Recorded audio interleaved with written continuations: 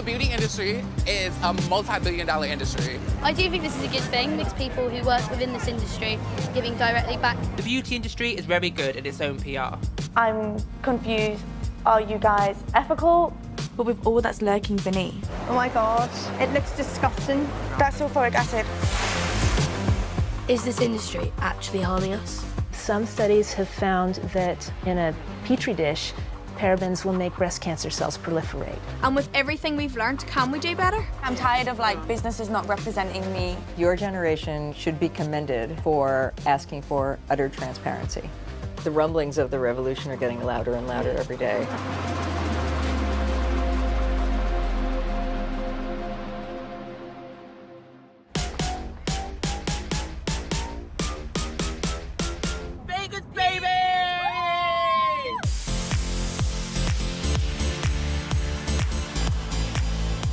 Las Vegas is the place for beauty just to really thrive. Vegas just screams beauty to me. You couldn't be depressed if you were in Las Vegas. And you definitely won't be bored here. You can really say you couldn't be depressed in Vegas. It's like when you become depressed.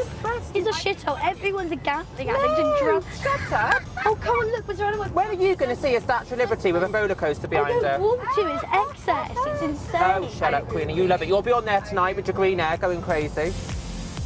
Queenie and Resh have arranged for us to meet a scientist called Sean Fitzgerald in Las Vegas. He's going to talk to us more about the asbestos that could possibly be in our beauty products. I cannot imagine asbestos something so bad to health being in any product that I'd put anywhere near my face or body. I remembered reading lots of articles about Johnson & Johnson being ordered to pay billions of dollars in payouts due to asbestos being found in their products. Sean believes that standard tests doesn't pick up the contamination of the asbestos, so he uses a more intricate testing method. I used to think that talc was just in baby powder, but actually it's used in foundations, it's used in blusher, all sorts of cosmetic products. Hi, it's nice to meet you. My name is Resh. About 100 miles from here, there's a whole bunch of mines, and the talc that comes out of those mines has been used for a whole bunch of different things, but importantly, it's been used in cosmetics. It's a very inhospitable place where we're going. It's one of the hottest places on the planet, so the best way to see the talc mines is from the air. Are you guys ready? Let's do this. This is going to be fun. It's annoying. I do really want to see Death Valley and everything, and obviously look at the talc stuff, but I just can't go in that helicopter. Well, I'm just far too anxious. I'm scared of heights as well, so I just chill back with you. Down here. I don't know. I'm still excited to see what they find, though.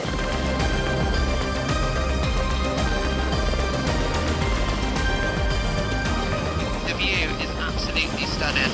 It's amazing. Sean, what is the connection between Death Valley and beauty? A lot of beauty products are talc-based. We're actually going to get to see where talc came out of the earth.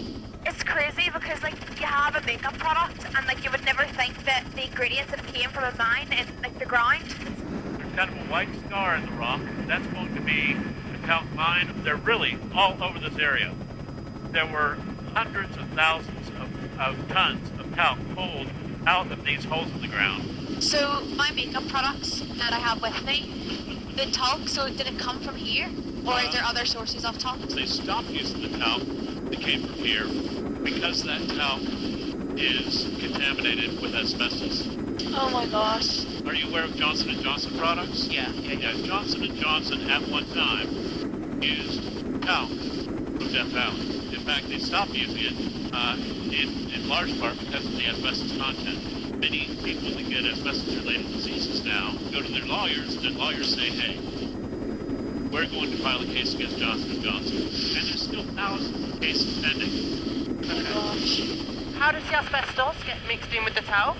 The mineralogy and geology tells us that where talc forms, asbestos can form. You have to use some very sophisticated testing, kind of testing that I've been doing on cosmetic products. We've made some pretty significant findings. The testing that's required is not in any way adequate. So if you put on these powders, mascaras, these eyeshadows, they contain talc, and the talc hasn't been checked, well, now, it's plausible that you're releasing asbestos into the air that you breathe. Gosh. These mines look closed, so is this now a thing of the past? It was certainly more prevalent in the past because we weren't really checking, but we're still finding asbestos in talc-containing products to this very day, including cosmetics. Have you ever heard of Claire's? I'm pretty sure I've used makeup before from Claire's. A friend of mine sent me a set of talc-based cosmetics. I tested it. I found that it had tremolite asbestos in the cosmetics. Same kind of asbestos that is in the talc we're flying over now. Oh my gosh, that's crazy. Have you given feedback to Claire's about your findings? Oh yes, Claire's knows who I am. The first response was, any allegations that our products contain asbestos is blatantly false. They even hired their own laboratory to try to replicate my findings. They said that they couldn't find any asbestos. They basically said, we don't believe that there is any asbestos in any of our products, but out of a high degree of caution, we're going to go ahead and pull products off the shelf. Sean told us that brands rely on mines to say their talc is asbestos-free. Brands aren't breaking the law by selling it, but he thinks testing in mines has to be more sensitive to trace amounts. And we're back. Back on the ground. We just looked at talc mines from the sky, and we even talked about a few different brands when we were up in the air. What I didn't tell you is I've been testing as recently as last week. Would you like to know what I found? Yeah. Okay. This product. Whose is that? Mine. That's yours? We tested this. It's called Easy Bake. And I tested this That's one. also mine. And then I think the last one that I had is this. It's called MUA. Oh, that's you? Yeah. These products were all products that I was aware that some of you had used, but we wanted to break the seal ourselves. We wanted to make sure that anything we found was actually in the product from the factory seal. All right, so we tested all of these products for the presence of asbestos because they were all talcum-based cosmetics. Oh. I found asbestos. I found asbestos in 3 tests, and all 3 of those tests were in the same product.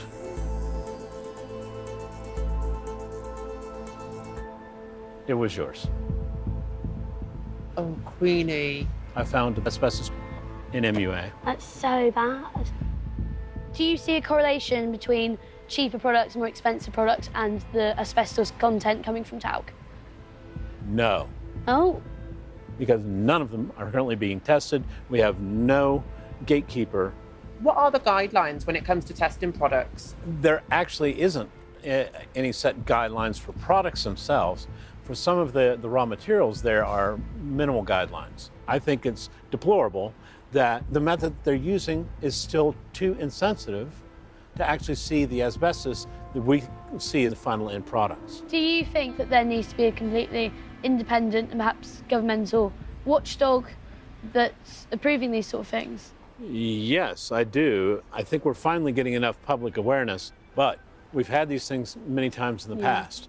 I'm not trying to make companies go bankrupt. The problem needs to go back to the mine and say, whenever we find asbestos in it, don't use it. I think it's interesting that manufacturers rely on their suppliers to say the talc is asbestos-free, rather than running their own tests. Sean's claims are that he thinks the industry's testing methods are not a reliable way of finding asbestos contamination. So after what you've learned today, will your relationship with makeup change? Yeah, well, I was already on the fence about it. I thought each to their own. But I want to disengage more. I'm the one with the stuff in my products. Yeah. Which is quite frustrating, considering I don't even use makeup. It's one of many experiences I feel like I've had in this journey which gives me no trust in it and no faith.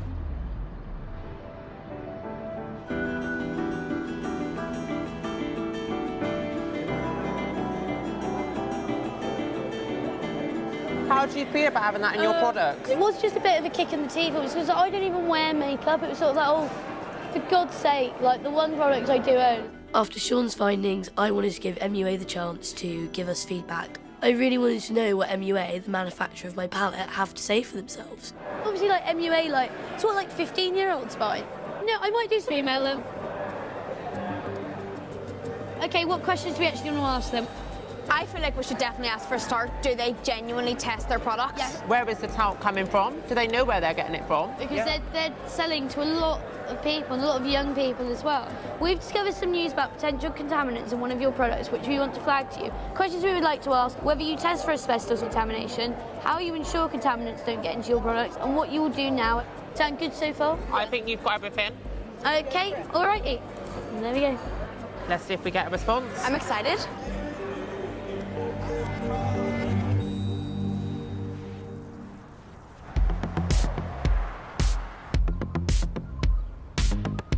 It looks like, you know when you like go around the market store and someone's got it all set out on a little table in front of them, anything you want, anything you want.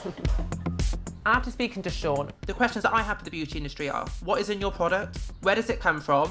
And what's the ingredients? So this says, which is like a coconut butter, this says it's got citric acid in. So that's strange. It's just ridiculous how we do have this sort of blind trust. Cosmetic products sold in the UK are regulated by the EU, who have banned more than 1,000 chemicals, but the safety of some of these ingredients are disputed by the scientific community. So we're going to meet a public health scientist at Berkeley University, and she's going to sample our urine to see if there's any sort of traces of potentially damaging chemicals within our beauty products. Hi. We've all sent a urine sample to you. Can you tell us what you've been testing it for? What we're looking for is different chemicals that are in cosmetics that you might be using. So when you put something like moisturizer or foundation on your skin, some of the chemicals absorb into your skin, and if you use perfume, you may be breathing that in, and the chemicals can get in your body that way. And we can measure actual levels in your urine and find out how much of those chemicals you were exposed to. So do you want to see what we found out? Yes, definitely. Okay. I was really nervous because I definitely felt like I was sitting in the doctor's waiting room, especially because I do use a lot of products regularly. So I'm going to start with parabens. Parabens, you may have heard of these chemicals. They're used as preservatives in makeup. But we're concerned about them because they mimic or block or otherwise interfere with the hormones in our bodies. Some studies have found that in a petri dish, parabens will make breast cancer cells proliferate. Now, it doesn't mean that parabens cause breast cancer, but it does mean that they act like an estrogen, and it's something for us to be concerned about. So here on the screen, you can see the median level for a European population, and now you can see your levels. Queenie, Casey, Chloe, you all had fairly low levels, but Resh, your levels were considerably higher. And when I look specifically at the list of cosmetics you gave us, your Ultra Base moisturizer has parabens in it. I have to like smother that all across my body. When you put it on your skin, it soaks into your skin, so that may be a source of exposure. There's also the Revolution Luxury Banana Baking Powder. Oh yeah. The Sleek Makeup Brow Kit, and your Maybelline concealer. So all of those contain methyl and propylparabens. My skin is a mess. I'm just learning so much whilst I'm here. Like, how can I lower the amount of parabens in my body? Just being a savvy consumer. Look for alternate products that don't have parabens in them.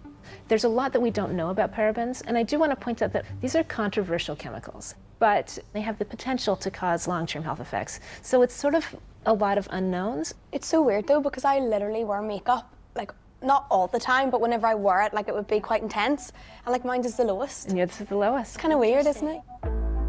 I tested high in parabens. Quite of a shock. That was eye-opening for me. A lot of my products are paraben-free, so it just goes to show that using a lot of one product within probably will cause the damage.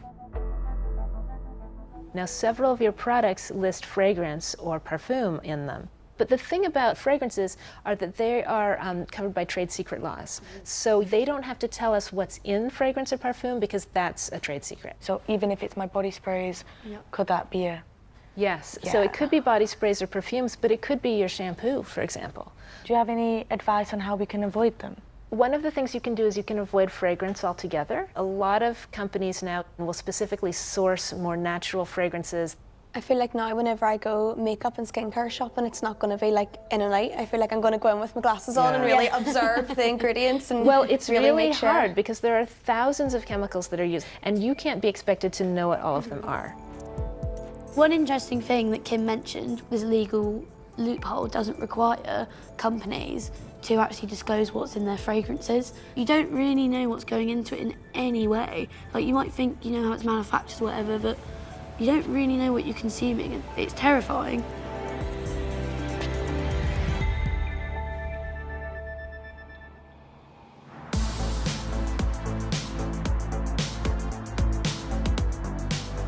have learnt that we really need to know what's going into our stuff to the best of our ability. So we've decided to put our money where our mouth is and actually create a product that incorporates everything we've learnt so far. I feel like we just need to go and see how to actually make our own makeup, so that's something that I want to do definitely in the future. I guess it'd be interesting to get into the minds of sort of people that are producing these products. What products do you think we should make? I really want to do like a really glowy highlighter and maybe like a liquid lipstick. Sun creams seem quite interesting. Sunscreen would be good. It'd be good if I could make an SPF that actually did really good things for my skin as well. So we're going to go and make our own beauty products, and I'm so excited about that.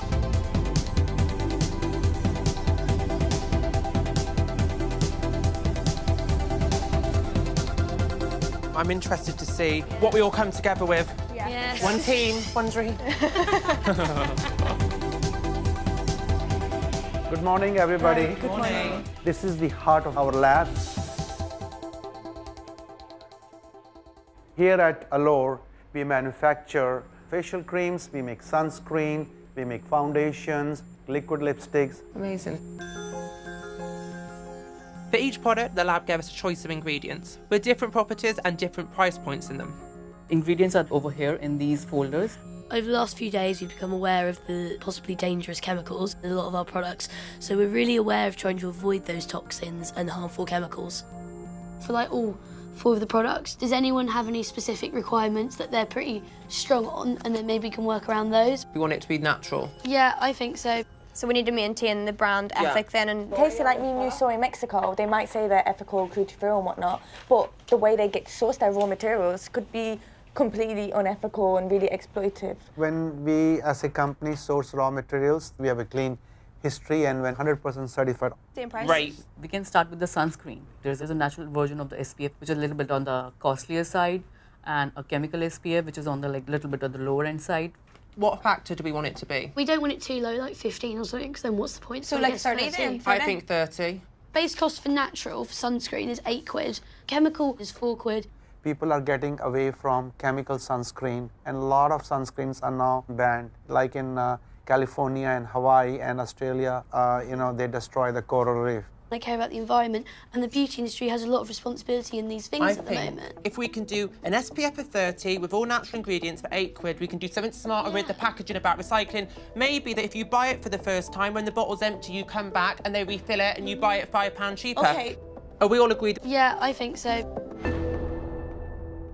So I think because we went 100% natural with the sunscreen, I think we should do the same with the moisturiser.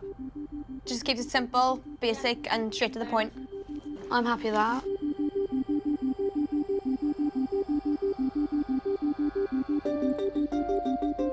Because we're adding a lot of natural ingredients, some of those ingredients might not smell particularly good. We need to think about fragrances. Counteract it. I think we really should looking at natural ones and not synthetic, just because we don't know what's in fragrances. Is this all natural? Yeah, this is natural. Can I have a smell? Yeah, of course. I I think that smells really nice. Oh, it's fresh as well. Yeah. I like that one. The orange one's quite nice here. This one's quite nice. It's quite fresh and fruity and... I think orange. I think orange for moisturiser is fine. We've met all these different people. We've learned quite a lot of information. And we've kind of got the opportunity to look into the inside and actually figure out how hard or easy it would be to create a product that could be ethical. Lipstick.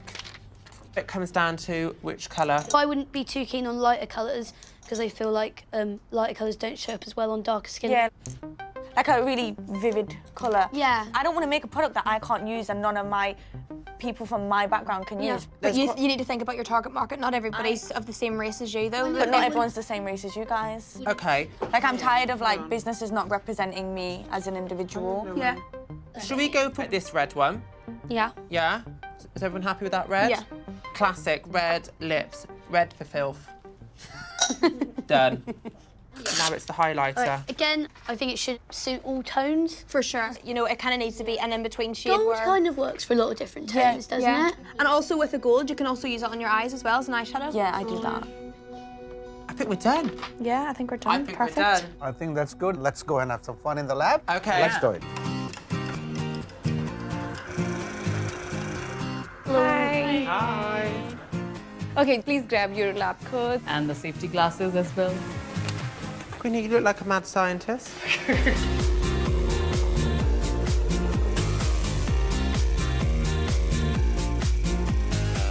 This is our liquid highlighter. Apparently, because we chose a natural base, it just doesn't hold the pigment as well. It's more like shimmery foundation. This was the gold tone. I don't know what liquid highlight should be like, if I'm honest, but probably something like this. Maybe more. A little bit more. Yeah, I think this one needs more, because you can see it's not got quite the shimmer. My whole perspective was it needs to be something worth buying with benefits, but also being good for the environment or the community.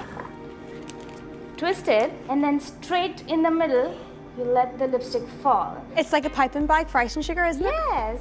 When you place an order for 5,000 pieces, we do have machine. Yeah. This is an absolute fail.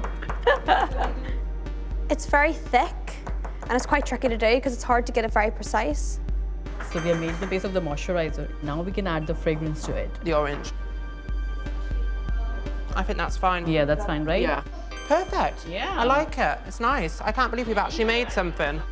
We're about to package the sun cream. Do you know what I like? Because there's no added extras in there. It'd be great for someone with sensitive skin. Right, I kind of messed this one up, but we'll give this one to Casey. So I'm realising now that making something natural, ethical and something affordable can be really difficult. I feel like I understand and sympathise with brands a little more. You know, I really seen that how much of a complex process it actually is.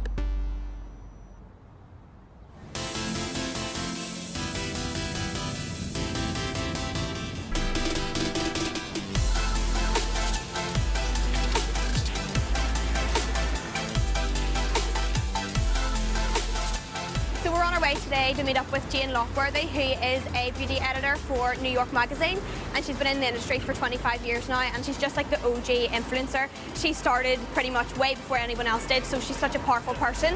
It'd be really cool to meet someone who actually knows the industry and has seen it change over quite a pivotal time. As a veteran beauty expert, I'm really excited to show Jane our product and see what she thinks of it. Hi guys. I'm Jane. Hi, I'm Resh. Nice to meet you, Resh. Hello. What does your current role consist of?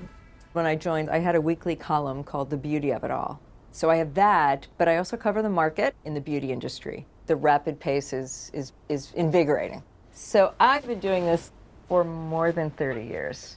So I have my take on the industry, but you've been doing this for 2.5 weeks. Tell me about your trip. I see the beauty industry as a very powerful tool for anyone, any age, any gender, any background.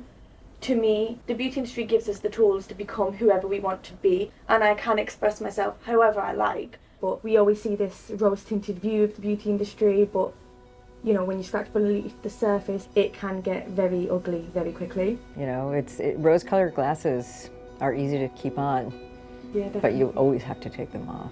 And you've educated yourself, and maybe the next thing is to educate others. So we actually were at a lab a couple of days ago and we made our own products. It's our first time making any products. So please be kind because I don't know about that, but let me see what you got. So I'm going to start with the sun cream. We basically just wanted to make like a brand, all natural, for all the products, and then we would have built off that. Got it. So the base of this is all natural? Yes. What is the SPF number? 30. Nice. Well done. I mean, for 30, it feels pretty great, I have to say. This is the moisturiser. It's got like an orange, zesty flavour to it. Okay. we wanted to make an all-natural product that was accessible to all. If anything, I think it's too scented. Yeah. Like the orange. I don't want any fragrance in what I'm putting on my face. Yeah. But it feels nice. It's more the scent that kind of bothers me. With the lipstick, we chose this colour because me and Queenie felt as though we wanted to make a shade that anyone of any skin tone could use and kind of pull off. Like, we're quite tired of not being represented everywhere we go. Sure. This has a very nice glide, although after an amount of time, it stops. Yeah. Which you kind of want. You want to be able to mold it a little when you apply it, but then you want it to stay. So I think the color is great, and I think it's wonderful that you are thinking about brown girls too. We also created liquid highlighters as well. Oh. It's like mousse. I personally like the whipped feeling. Well, let me see. It's a little sticky. it's kind of doing weird things on my skin right now. Yeah, exactly. Whenever I tested it out, it wasn't the right formula. I think the result is not quite working. Yeah. By and large, you don't get an A+, but I think you definitely get a passing grade. Who would your consumer be? I think our audience would be young girls or men that are just starting out in makeup and just getting their first couple of products. And if you can grab somebody at the beginning to buy natural, hopefully they would stick with that. You got them. That's good. The fact that you took the natural bent, I think is really smart. But I think what's more important is if you are honest about what is in your product. Mm-hmm. And maybe even explain why. If there is an active that has a chemical derivative, explain why you're using it. Do you believe a brand can ever be 100% ethical? I sure hope so. I think it would be really refreshing. And I think some are. But you notice how I looked away when I answered that? But I think Rome was not built in a day. And the rumblings of the revolution are getting louder and louder every day. So how do you think the beauty industry has changed since when you first started? Where do I start? I think the beauty industry is more inclusive. Your generation should be commended for asking for utter transparency. Where an ingredient came from, who it's for, and some of the old guard who might be resistant to that, I think will suffer in the long run. Would you be able to give us some of the names of the old guard? Of course not. You can probably guess. But what's interesting is much of the old guard, they're getting woke. Some faster than others. Brands really need to talk to their consumers. If you don't, you're gone. She wasn't glossy. She was so unglossy. She just and said it was how it amazing. is, and then that's it. She isn't there to glorify everything, you know? She's there to say good and bad things, and I feel like because of that, you automatically trust her a lot more than some other people. Meeting her today has just been really inspiring and motivational.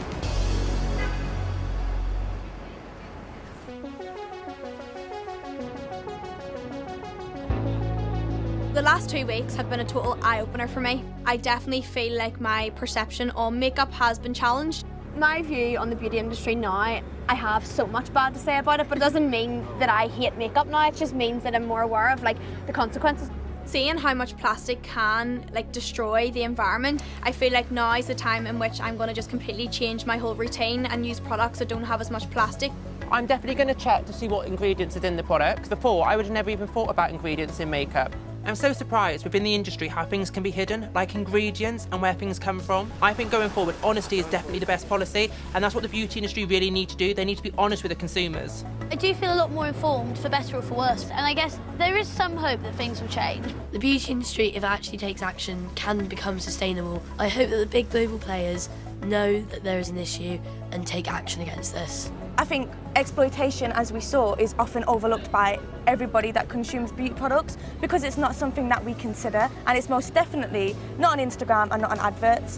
What I've learned about the beauty industry is that on one hand it can be so powerful to individuals, whereas on the other hand someone can be left shortchanged and in danger just to create those products. There could be a more even playing field if the beauty industry just took more of a responsibility.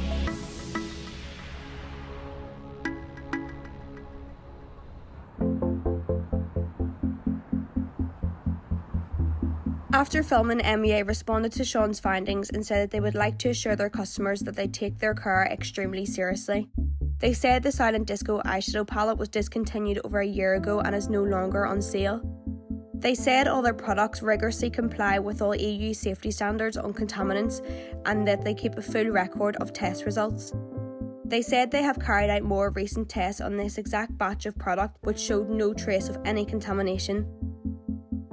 MEA said their customers can be totally confident that no harm will come to them from any of their products.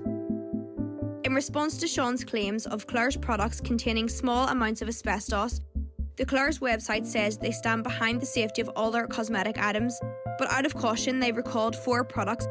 Claire switched to talc-free manufacturing for all its cosmetics in 2018. Johnson & Johnson's website says it continues to sell products containing talc. It says that thousands of tests and the latest scientific research confirms that their consumer talc products are safe to use, do not contain asbestos, and do not cause cancer. Today there are more than 10,000 pending cases, and Johnson & Johnson say that they are committed to defending them, and they have successfully overturned many lawsuits against them. you.